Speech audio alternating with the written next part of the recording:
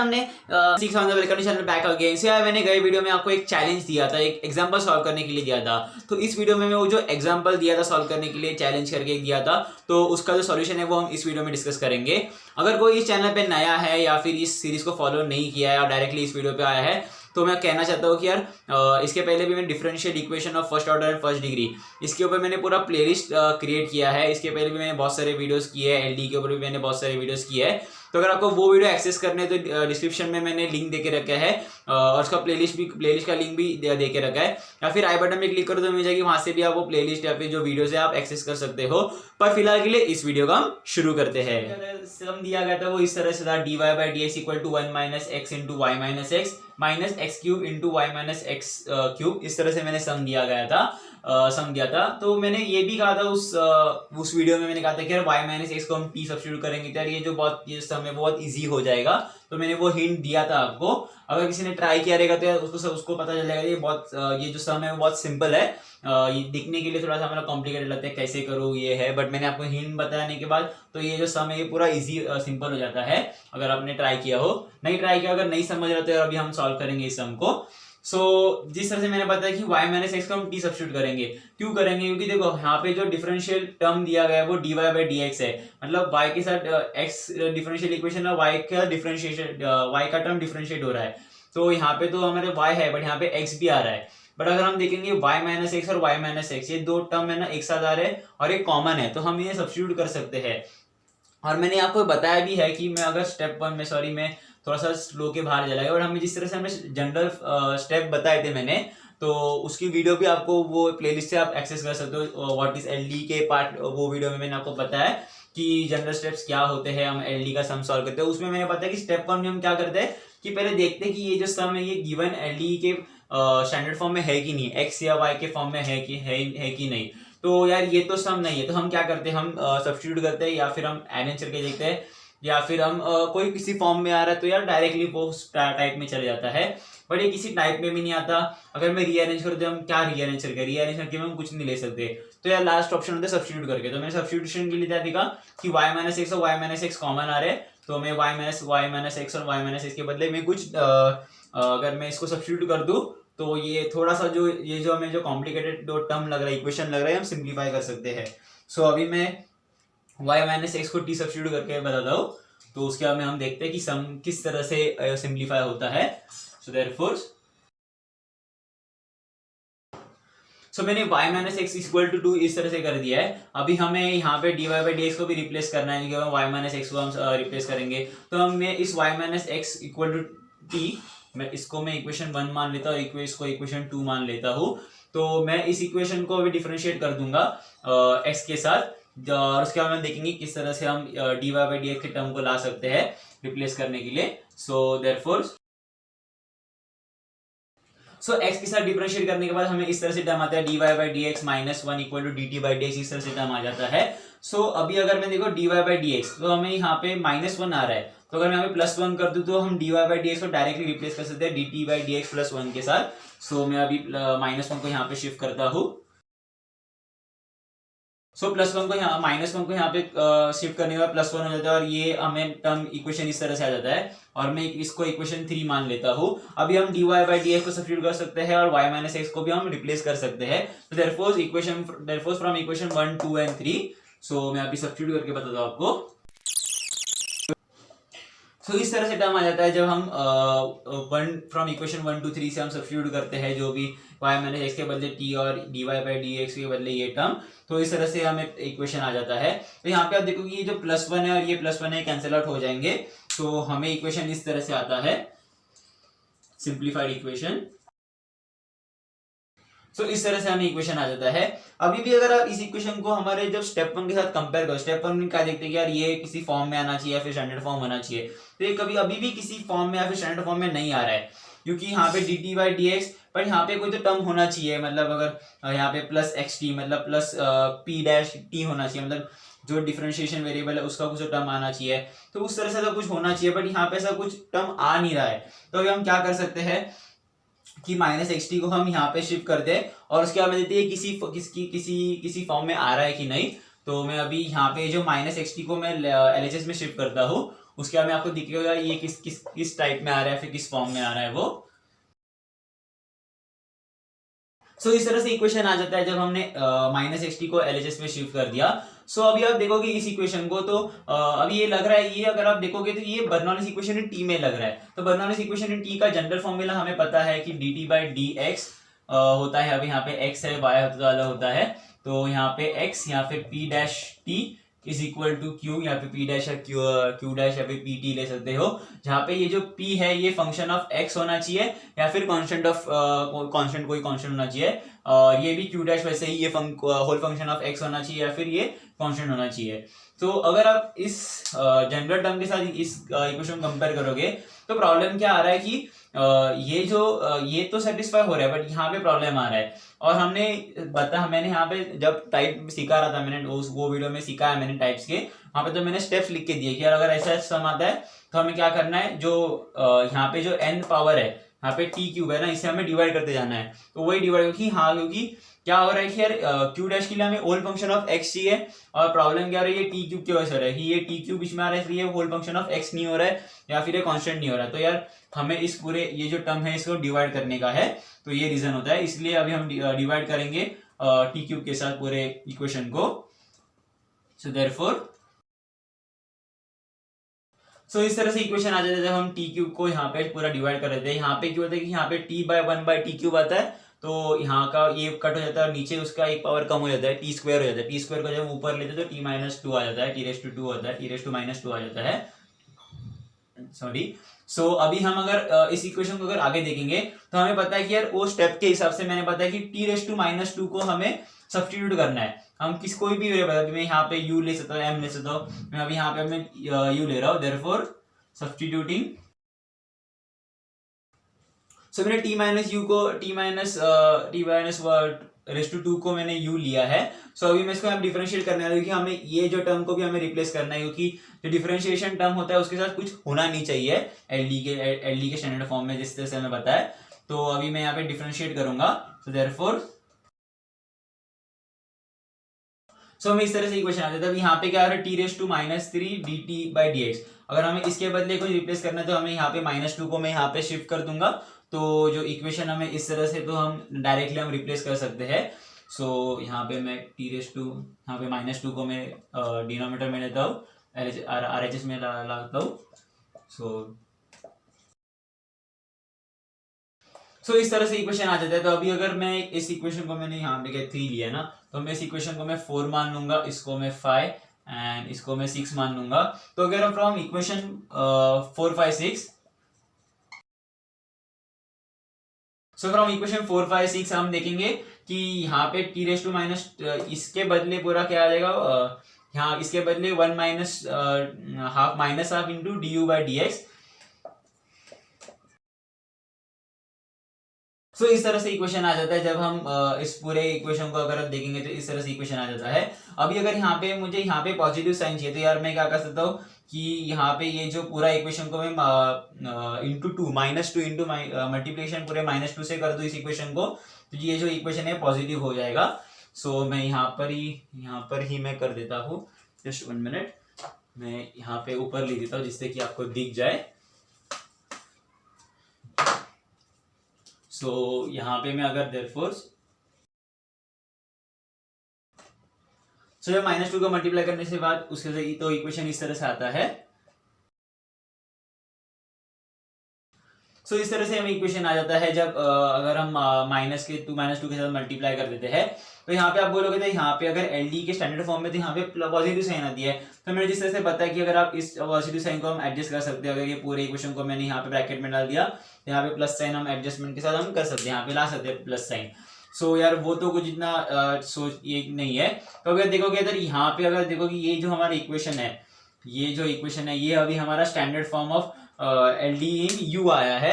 तो यार यहाँ पे हम आप बोलोगे यहाँ पे P और Q क्या है, तो यहाँ पे जब हम स्टेप 2 में देखते हैं P और Q हमें डिसाइड करना होता है। तो हमारा P आता है -2x और जो हमारा Q है वो है 2x³। सो ये हमारा P और Q हमने यहाँ पे निकाल लिया है। उसके बाद में हमें IF ढूंढना होता है। सो जो हमारा IF है वो इस तरह से आता है। सो हमारा IF का फॉर्मूला इसके लिए आएगा e रेस टू पी, मैंने यहाँ पे p लिया है तो p into d x. So e raise to, तो यहाँ पे हमारा p जो क्या है वो है -2x इंटू डी एक्स। तो अगर हम यहाँ पे x का इंटीग्रेशन क्या होता है x स्क्वायर, यहाँ पे x का इंटीग्रेशन x स्क्वायर बाई 2 हो जाता है।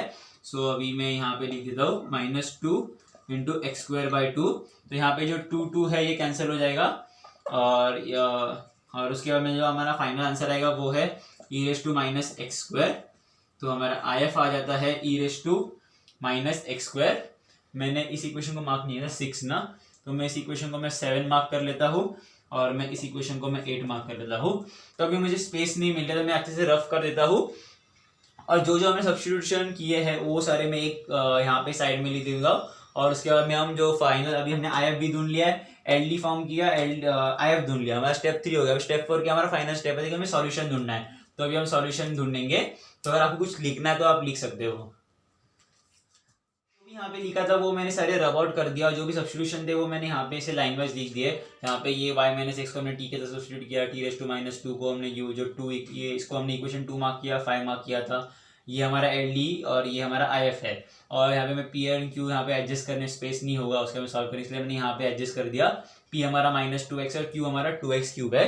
सो और हमें पता है कि जनरल सॉल्यूशन हमारा इस तरह से u into e raise to integral of p into d u is equal to integral of e raise to integral of p into d u q plus c, इस तरह से आता है हमारा general solution for the given equation. और हमें पता है यार ये जो टर्म है e raise to integral of p into d u ये हमारा IF है। तो अभी हमें सारे जो वैल्यूज है हमें सब्स्टिट्यूट करता हूँ। सब्स्टिट्यूट करने के बाद आपको बता दो किस तरह से आता है इक्वेशन। सो हमें इस तरह से इक्वेशन आते थे जब हमने सारे वैल्यू सब्स्टिट्यूट कर दिया। IF का value e raise to minus x square था तो हमने यहाँ पे इसके वैल्यू सब्स्टिट्यूट कर दिया। Q का वैल्यू हमारा 2x क्यूब था तो ये 2x क्यूब आ जाता है। तो अगर आप अभी अब इस इंटीग्रल को देखोगे तो ये इंटीग्रल का डायरेक्ट कोई फॉर्मूला नहीं है या फिर कुछ ऐसा डायरेक्ट फॉर्मूला ऐसा नहीं है या फिर इसका कुछ स्टैंडर्ड फॉर्मूला नहीं है।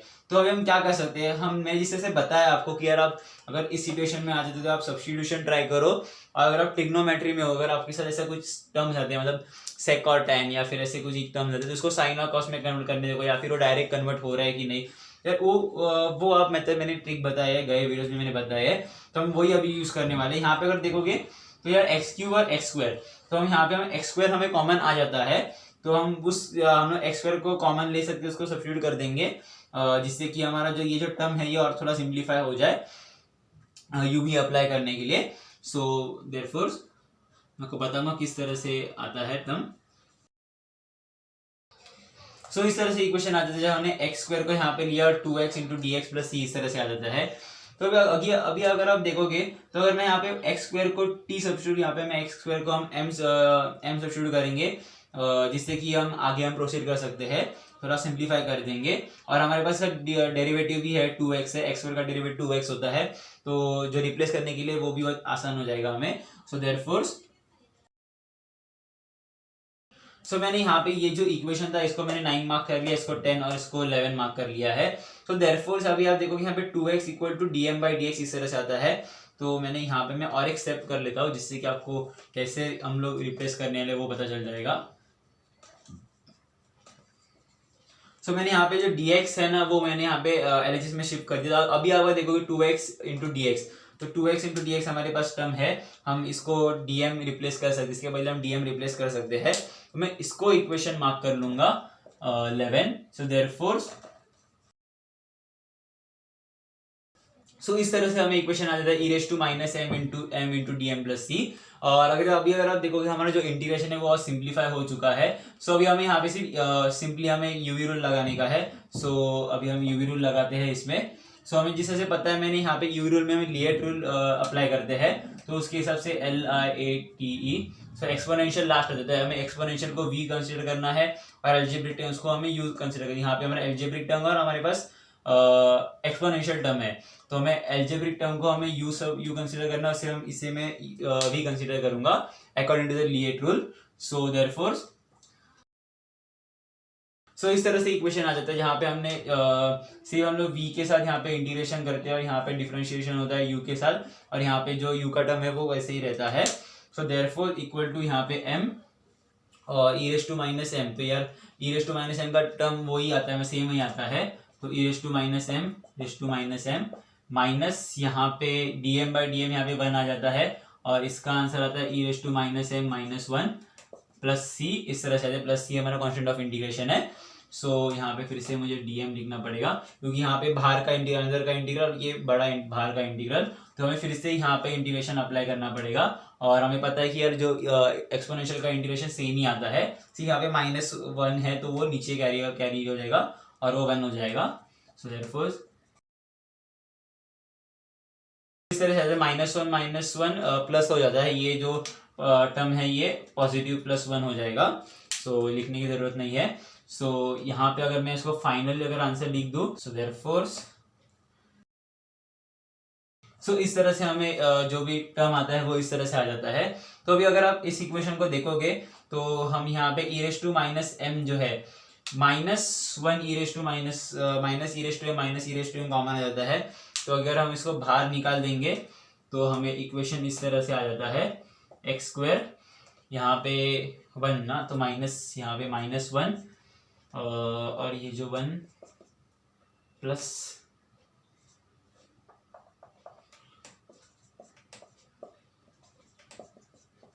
इस तरह से इक्वेशन आ जाता है -1 into 1 plus m into e raise to minus m plus c, इस तरह से इक्वेशन आ जाता है। सो यार अभी हमें क्या करना है, अभी हमें आंसर तो आ गया बट यहाँ पे इसे हमें रीसब्स्टिट्यूट करना है और हमने यहाँ पे सब्स्टिट्यूशन बहुत सारे यूज किए हैं। सो यहाँ पे अभी मैंने जो पहला सब्स्टिट्यूशन, अभी हमें क्या करना है, हमें m का बदला, तो m को हमने क्या सब्स्टिट्यूट किया था, x² सब्स्टिट्यूट किया था। तो हमें फिर से जो भी x² जो टर्म है वो हमें रीसब्स्टिट्यूट करना है। सो यहाँ पे मैं plus x² into e raise to minus x² plus c, तो मैंने यहाँ पे जो सब्स्टिट्यूशन m के बदले जो सब्स्टिट्यूशन किया था वो मैं यहाँ पे रिप्लेस करूंगा। एंड यहाँ पे मुझे स्पेस नहीं मिल रही है तो मैं ये, अगर ऊपर का कुछ लिखना है तो लिख लो, पॉज करके आप लिख सकते हो वीडियो को। सो तब तक मैं यहाँ पे क्योंकि मैं ऊपर का रफ करने वाला हूँ, सो जस्ट मैं यहाँ पे ऊपर का रफ कर देता हूँ जिससे कि हम आगे का सॉल्यूशन प्रोसीड कर सकते हैं। सो हमारा जो इक्वेशन है वो ये है। सो हमने x² को तो सब्स्टिट्यूट कर लिया, अभी हमने यहाँ पे हमारा u भी बाकी है, तो हमने u के बदले हमने क्या सब्स्टिट्यूट किया था, बट उसके पहले भी u के बदले सब्स्टिट्यूट करने पहले हमें जो u है उसे हम आइसोलेट करते हैं जिससे कि हम लोग u इक्वल टू कुछ आंसर ला सके। सो मैं यहाँ पे e raise to minus x² को यहाँ पे हम सब्स्टिट्यूट करेंगे, मतलब RHS में लाएंगे तो ये कट हो जाएगा और यहाँ पे c by e raise to minus x² आ जाएगा। सो मैं अभी RHS में शिफ्ट करके बताता हूँ आपको। सो इस तरह से आ जाता है जब हम लोग ई रेस टू यहाँ पे, मैं यहाँ पे एक लिखना -x² और ये जो ई रेस टू माइनस x² और ये कट हो जाता है और यहाँ पे c by e raise to minus x² आ जाता है टर्म। सो अभी मैं अगर यहाँ पे आगे लिखने लगा, अभी हम u को इजीली सब्स्टिट्यूट कर सकते हैं। तो हमने u के बदले हमने क्या सब्स्टिट्यूट किया था, तो u कहाँ पे गया, तो हमने u के बदले हमने t रेस टू माइनस 2 को सब्स्टिट्यूट किया था, तो हमें वही रीसब्स्टिट्यूट करना है देयरफॉर। सो इस तरह से हमें जब हम u की वैल्यू को हम रीसब्स्टिट्यूट करते तो इस तरह से आता है t रेस टू माइनस 2, और हमने ये भी बताया हमने t raise to minus t के बदले ने क्या सब्स्टिट्यूट किया था, y माइनस x, तो हमें वो जो y माइनस x का वैल्यू है वो हमें सब्स्टिट्यूट करना है। तो मैं यहाँ पे अगर, तो मैं डायरेक्टली यहाँ पे लिख देता हूँ y minus x the whole square is equal to -1